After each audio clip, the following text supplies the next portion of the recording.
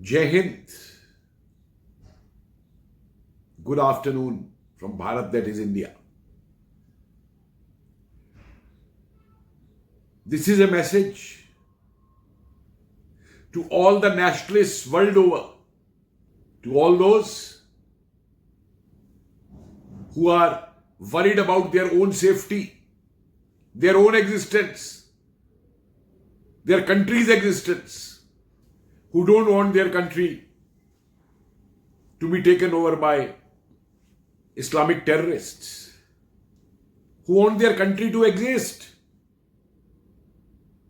who don't want their culture to be destroyed, their festivals to be destroyed, their values to be destroyed.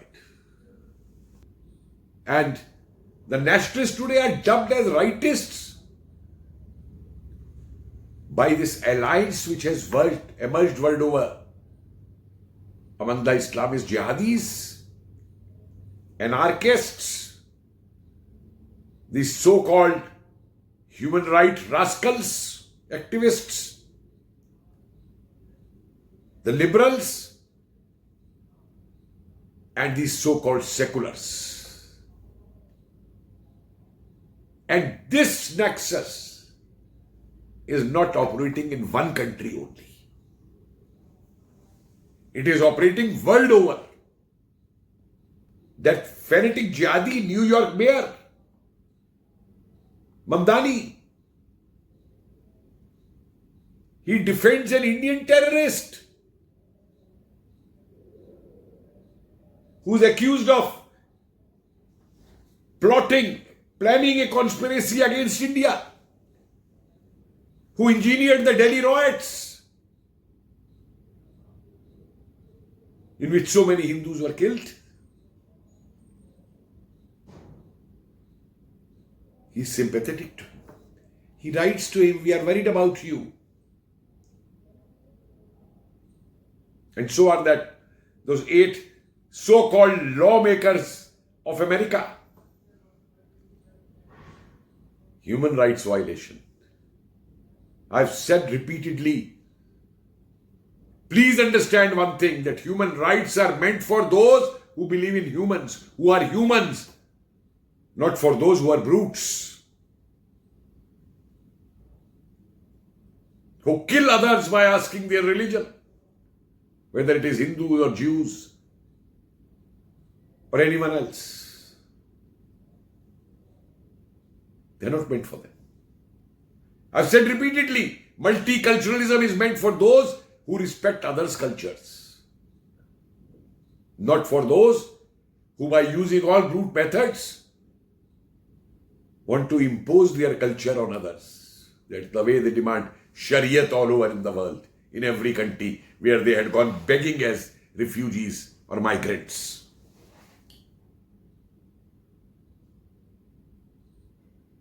And this nexus operates under the guidance from George Soros, a renowned master terror planner. And what I did yesterday in Delhi, in Jawaharlal Nehru University? They bring out their dhapnis, drums, beat them, and shout death for the Prime Minister, death for the Home Minister of India. And at the same time they say, we believe in constitution. Hell with their constitution. They believe in only one thing, and that is anarchy and loot. In fact, the Indian government has been so lenient on them that these people can roam freely. Let me see if someone shouts the same slogan in America, death for Trump, or death for the king in England, or death for the French president, or in China or in Russia. Will any country let them go free? Leave them, they will be behind bars, or even shot. Let anyone shout death for Asim Munir in Pakistan. What the Pakistani army will do to them. And the Indian democratic system has given all opportunity. The Supreme Court. How many of you world over know, how many of these so-called human rights falas, activists know that 7 times in the Indian Supreme Court, the defense lawyer of these terrorists asked for dates and dates and had ultimately withdrawn the bail application, knowing fully well that bail is not possible in that. And then we have in our country another traitor, so-called lawyer, Prashant Bhushan, who is the lawyer of Rohingya intruders in India, calling their intrusion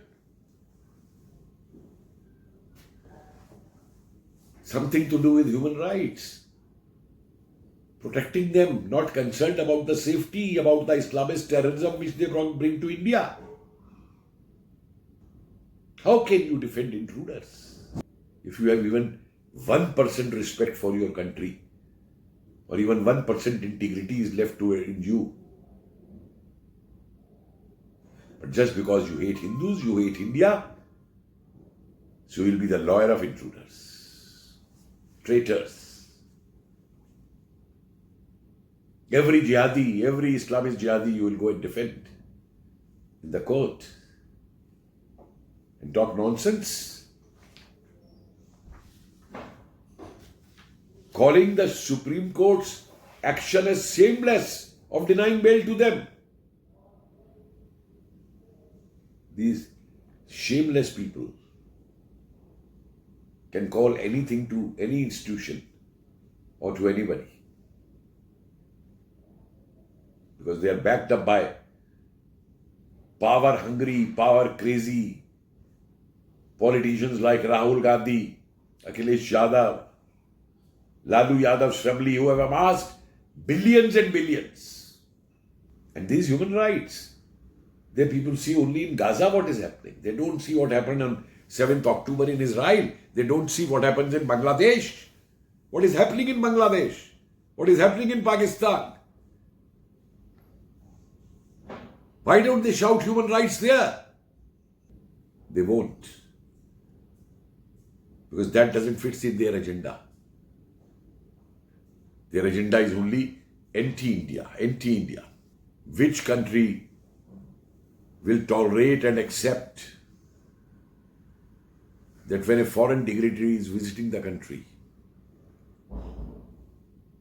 rights are engineered in a very planned way to defame, to divert the attention from the issues and get people killed. More than 50 people had died in the Delhi riots in 2020. I will see. If someone in America says that New York should be cut off from rest of America, well, you never know. That day is not far. Under Mamdani, how the Americans will react to that. But if someone in India shouts that we'll cut up a chicken corridor to isolate the 7 Indian eastern states and include them in Bangladesh, this fellow said it. Umar Khayyam and whatever the other name is, Khalid, something, and was repeated by that Nobel Prize brute, Yunus in Bangladesh.